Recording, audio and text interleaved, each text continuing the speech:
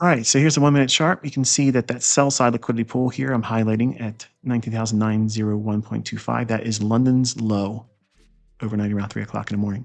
And there's that buy side again at 19,996.25. And here's the first presented fair value gap.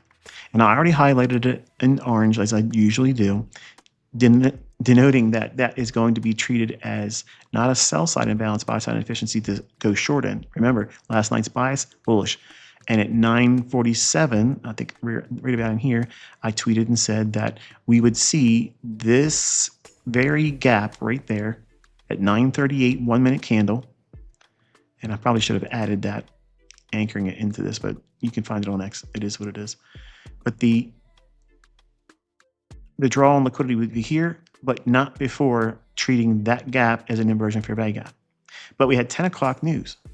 So at 10 a.m., we had ISM manufacturing PMI number. You can find that on Forex Factory's calendar. You can find it on the Econodays calendar. Any reputable economic calendar will tell you what medium impact or high impact. And it was a high impact news driver at 10 o'clock. So you have to wait for that news to deliver. So it went up there, stopped short of running that high, came down, took out the sell side here, and one more time sweeping below that 3 a.m. London session sell side liquidity pool. Why would they want to go down here? Because they're going to pick up all these orders down here that are resting to go short on a breakout or to protect a long position.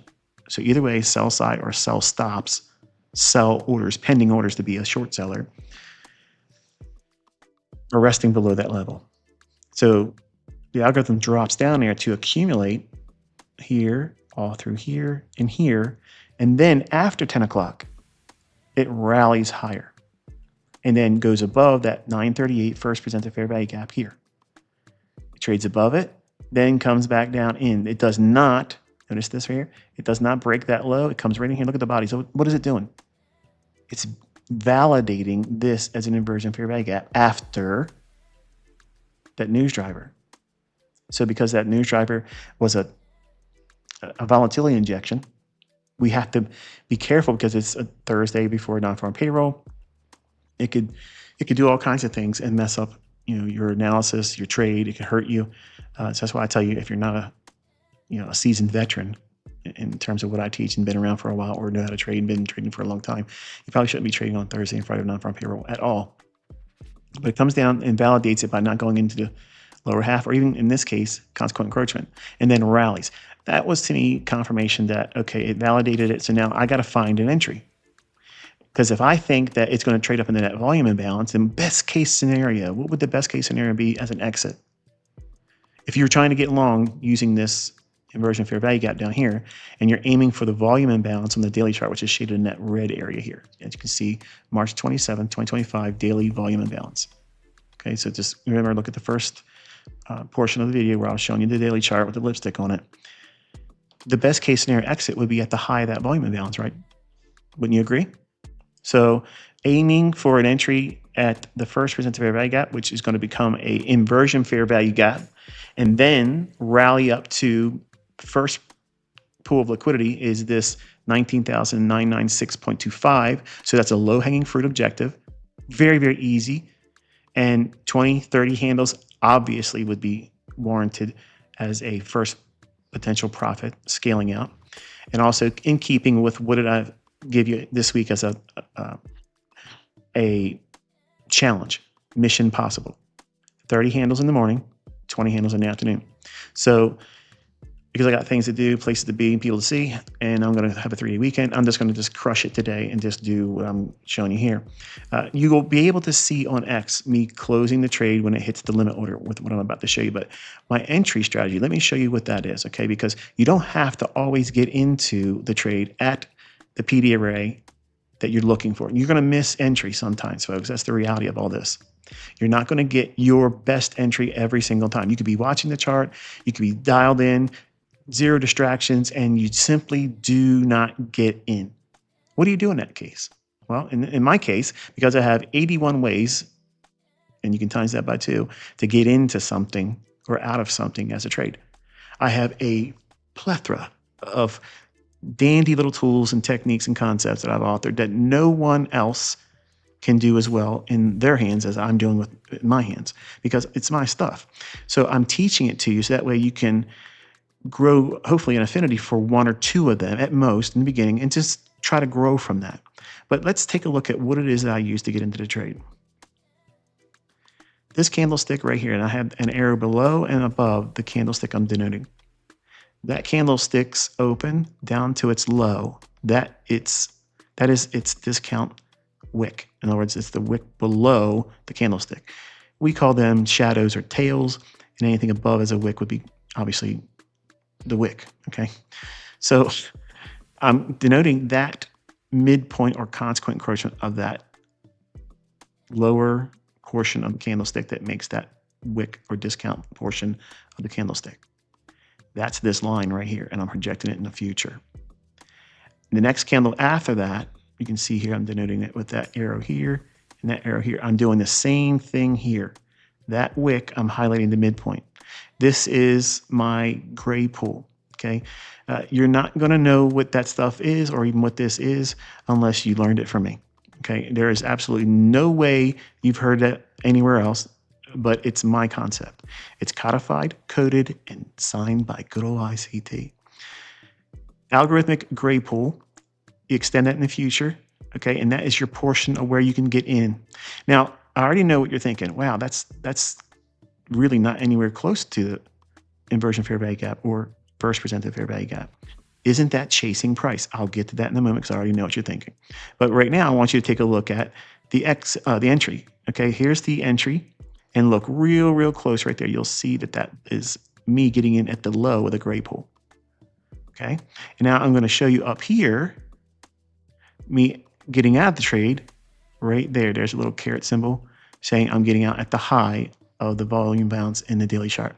Folks, that is as perfect as you can get without getting in at the inversion fair value gap here.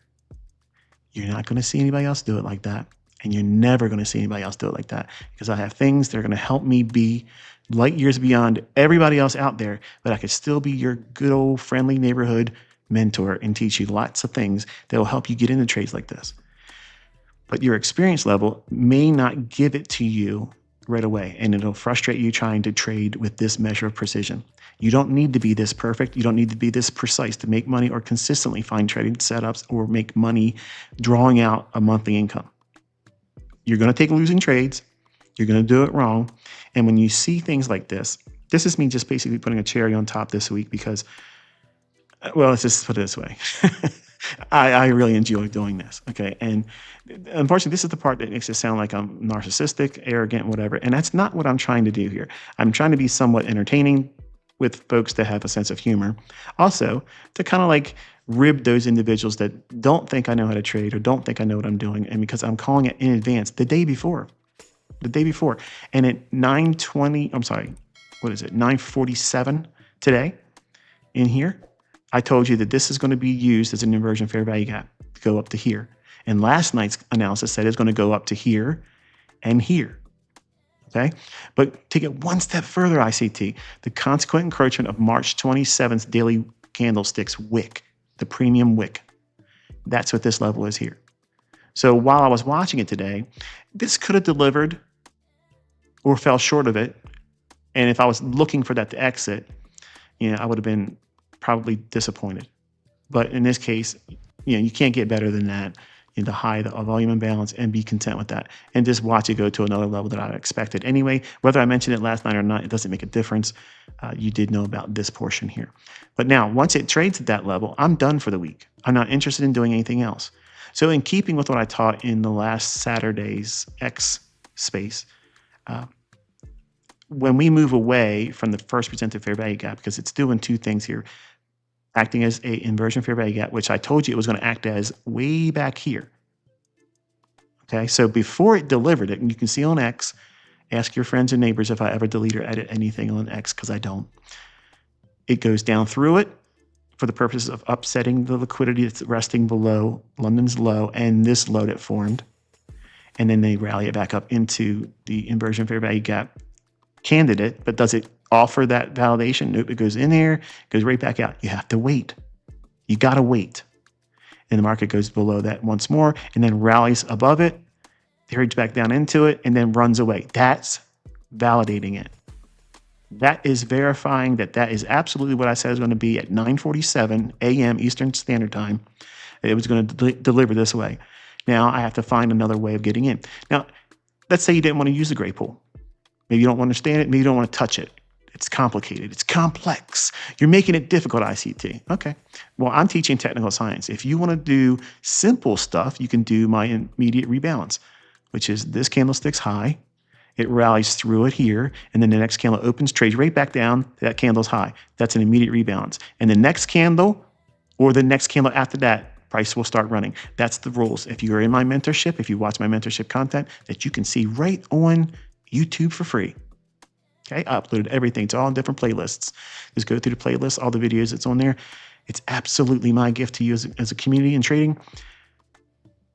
That rule of immediate rebalance, it sees price rip higher and it goes right to that pool of liquidity as a very low-hanging fruit objective. In and of itself, that right there is enough to be content. If you're a brand new student, new trader, looking for a way to find setups, I'm literally laying it out there on a silver platter. But you have to determine what you're going to use as your model. You could have used these two consecutive down close candles here as my bullish order block, and right there and there, it gets you an entry. So it's not a matter of, oh, this is too many things to worry about. It's not. It's just, what are you comfortable with trading with? And there may be a PDA that you like that didn't provide you an entry for this setup. It doesn't mean the concepts don't work. It doesn't mean you won't be consistently profitable in the future. It just means that your model, your PDA rate didn't give it to you on this run. And because it's not for payroll Thursday, you shouldn't have any worry about that. It should be no sweat, no problem. Next week, not tomorrow, Friday, is a day that you shouldn't be trading if you're a brand new trader. It's a carnival ride at 8:30 tomorrow morning Eastern time. It's going to go crazy all over the place, and it's better if you're not there, if you're not skilled or, I guess, experienced. But now that first percent of fair value gap, because we completed the weekly objective, my weekly objective, price has already booked what it should have done, then it's reasonable for price to do what? Start seeking discount arrays. Well, that would be starting in here, midpoint consequent encroachment of the daily volume imbalance, then the low of the daily volume imbalance, and the high of that April 2nd daily premium wick high. And then if it goes below that, what could we trade for? Back down into first percent of fair value gap. So I'm going to extend this here in time. And I'm also going to show you that for those that were wondering, is this chasing price? No, it's still in a discount. Because if I'm looking for, as I mentioned in 9:47, 1 minute Eastern time, or not 1 minute Eastern time, 9:47 Eastern time today on X, that I would be using or looking for this 9:38 candle to act as an inversion fair value gap. It's the first presented fair value gap of the 9:30 to 10 o'clock opening range, which is 30 minutes. If I'm aiming to look for the setup here, and I believe that the high of that volume imbalance on the daily chart is my draw and liquidity, the perfect terminus exit for me. So I'm going to frame the entry off of the inversion fair value gap here, draw the fib up to that high of the volume imbalance. The 50% level of that range is here. So everything above that line is a premium. Anything below that line is a discount. So when I'm entering here inside this gray pool, am I entering at a premium? No. So again, there's a lot of people out there that love terminology and the outlines I've created for just describing and determining what a premium and discount market is, but they don't necessarily understand exactly what they're doing. Okay, and you got to keep watching my stuff and practicing and listening to the lectures, because just because you know the words and you can draw a fib with the 50% level on here, you may not be properly articulating what a discount and premium market is. But we're going to extend that first presented fair value gap in the future, and now it becomes a discount array. So it's going to draw price down into it as it does right there and stops dead in its tracks where some random level of a consequent encroachment of the first presented fair value gap. Rallies back up to our old buy side liquidity here.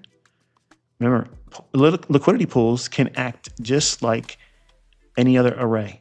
Just because it went up there and swept that liquidity doesn't mean that they won't use that area again. Remember, the algorithm doesn't know how many orders are at that level.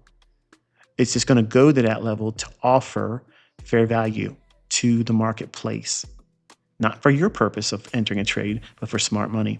So the market trades up there once more, breaks lower, fair value gap hits it here, trades down to first principal fair value gap again, and into this small little gap here. We won't go into that's not even that important. Rallies one more time, trades back into the first principal fair value gap, and trades up into this run here, back into this little gap, and then sells off back into the first percent fair value gap once more and trades back up. Now, keep an eye on the levels you see here, okay? 19,901.25 is that sell side liquidity pool from the London's low. And then we have the old buy side liquidity. And then we have this line's going to disappear. It's not salient to what we're going to see in the afternoon. And then we're going to extend this daily volume imbalance over as well. And I'll leave this here for reference. Okay, so the chart looks slightly different, but there's your me exiting there in the daily volume imbalance, and it uses the first percent of fair value gap to rally up and works that level, that old initial buy side that I gave you at 947 on X today in a post. Trades back up to the wick high of April 2nd, daily premium wick high, hits it perfectly, stops, comes back down to the old buy side liquidity pool, back up to the wick high, and then we're going to start looking for the afternoon session run that goes into last hour trading. We can see it one more time, trade up into that daily volume imbalance here, consolidates around the old buy side liquidity pool, and then breaks aggressively lower back down in the first percent fair value gap, trades through it, trades below the London low again, fails to get back to first percent fair value gap, and just gives up the ghost, breaking lower. And this level here is the midpoint of April 2nd, 2025's daily premium wick. That's the wick high, and this is half of that wick on the daily chart. It draws down to that and below it, consolidates around that, and then we start the new day in here with a new day opening gap. All right, so that's going to be it today. Hopefully you've learned something this week. I had a lot of great comments left telling me that they enjoyed having the Mission Possible. I will probably give you something Monday morning before the market opens up at 9:30 as a task for next week. I won't make it so challenging as it was this time, and we'll have some forex homework for you next week as well.